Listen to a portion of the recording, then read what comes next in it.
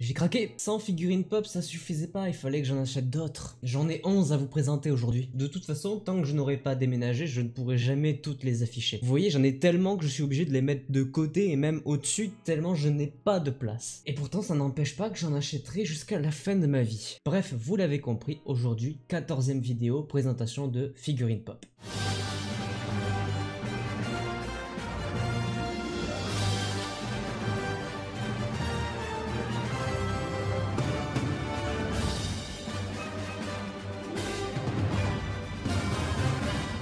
On va commencer du côté de l'univers DC Comics. Là, on va se retrouver sur le film Batman, le tout premier qui est sorti en 1989, réalisé par Tim Burton, avec le personnage du Joker. Figurine un petit peu spéciale, vous voyez, il y a une pastille assez différente de celle de d'habitude. Il s'agit tout simplement ici d'une figurine Chase, c'est-à-dire que j'avais une chance sur 6 d'obtenir cette figurine pop là, mais à la base, elle ressemble à celle qui est indiquée sur le dos de la boîte. C'est un format très connu chez certaines figurines pop, on a une chance sur 6 parfois d'obtenir une édition un petit peu spéciale, et ici j'ai eu cette chance sur 6 et j'ai obtenu la version spéciale du Joker. Figurine plutôt très stylée, un personnage emblématique des films de Tim Burton, avec le tout premier acteur à avoir interprété Joker au cinéma, Jack Nicholson. Elle va donc évidemment rejoindre la figurine pop du Joker que j'ai déjà, qui est quelque part par là. Toujours du côté de chez DC Comics, Wonder Woman 1984. Encore une fois, comme la dernière fois avec la version de Noël, c'est clairement le lasso qui m'a fait craquer et je l'ai pris immédiatement. Encore une fois, elle fait partie des rares personnages que j'aime dans cet univers. La figurine est plutôt stylée, même le packaging, la boîte est très coloré, donc c'est plutôt appréciable. Et pour en finir avec les figurines pop DC Comics, la meilleure de toutes pour la fin, avec une boîte très spéciale puisqu'elle est totalement rouge, et c'est évidemment le personnage d'Harley Quinn que je vous présente ici. J'ai pas besoin de vous rappeler à quel point j'adore ce personnage. Ici, on est sur une version, si je ne me trompe pas, une édition spéciale Nouvel An lunaire, mais peut-être que je me plante. S'il faut, je dis de la grosse connerie, mais il me semble que c'est ça. Après, encore une fois, personnage emblématique, la figurine, je l'adore, elle est trop stylée, il y a beaucoup de détails sur le costume qu'elle a. Un coup de cœur. On fait un petit créneau du côté des séries. C'est vrai que j'ai pas beaucoup de figurines pop tirées des séries. Je sais que j'ai The Boys, je crois que c'est même une des seules que j'ai. Je compte pas évidemment les figurines pop Marvel parce que c'est un petit peu plus particulier. Là, je parle vraiment juste des pop télévision. J'ai pris une figurine pop d'une de mes séries préférées, Umbrella Academy,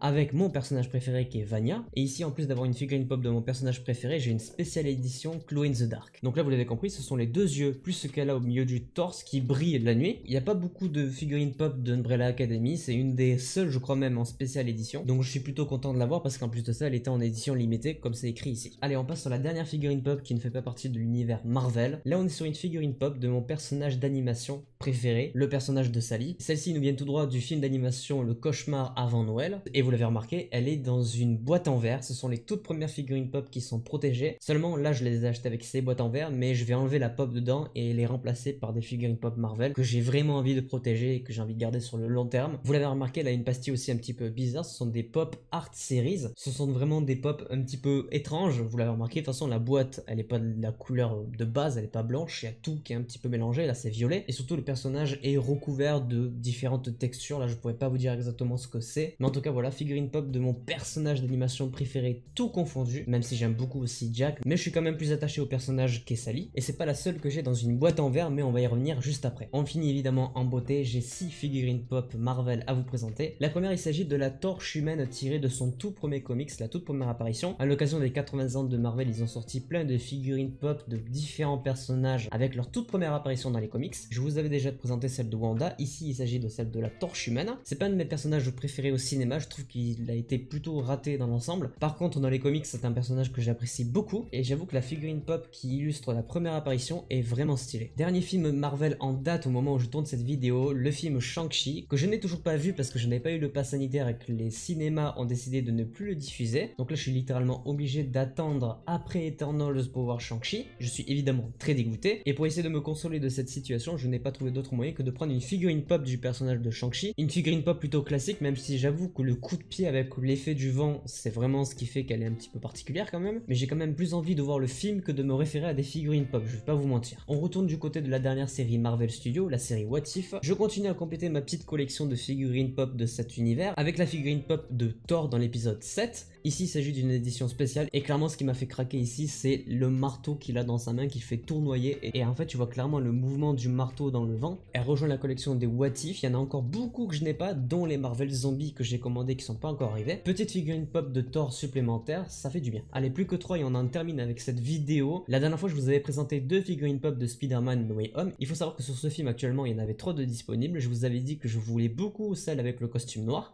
Et bien c'est chose faite puisque je l'ai acheté genre littéralement un jour après la sortie de la vidéo, la figurine pop de Spider-Man avec le costume noir et chromé qui à mon avis va extrêmement bien rentrer dans le film parce que c'est beaucoup trop stylé en fait. Ça va être à la fois une version améliorée de celui qu'il a dans Far From Home et à la fois du Spider-Man 3 qui est sorti en 2007. Un film que le monde entier attend.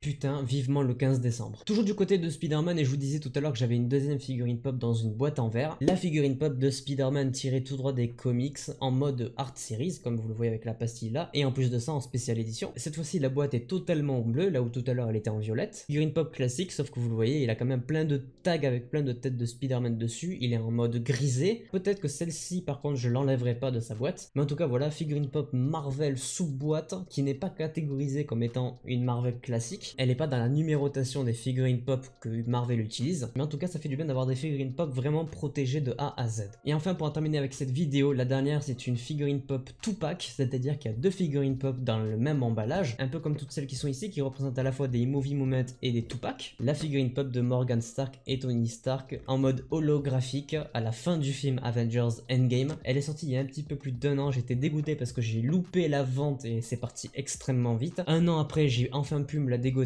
mais ça coûte cher. C'est 70 € sur celle-là. La seule différence qu'il y a, c'est que je ne vais pas la sortir de sa boîte, puisque vous voyez, c'est une exclusivité Pop in a Box. C'est la seule movie moment que je ne vais pas sortir de sa boîte. Je ne sais pas où je vais la mettre, mais encore une fois, acquisition d'un de ces bijoux de figurines. Ça là, je suis très content d'enfin l'obtenir. Et voilà, on en a fini. 11 figurines pop dans cette vidéo. Cette série est interminable et il y en a encore plein qui arrivent. J'ai beaucoup de commandes qui sont en cours d'expédition que je devrais recevoir d'ici les semaines à venir. Et évidemment, je vous les présenterai en vidéo. En attendant, j'espère que celle-ci vous aura plu. N'hésitez pas à laisser un petit pouce bleu si c'est le cas, à vous abonner, activer la cloche pour ne pas manquer les prochaines vidéos. Et moi je vous dis à la prochaine, portez-vous bien, c'était votre Captain.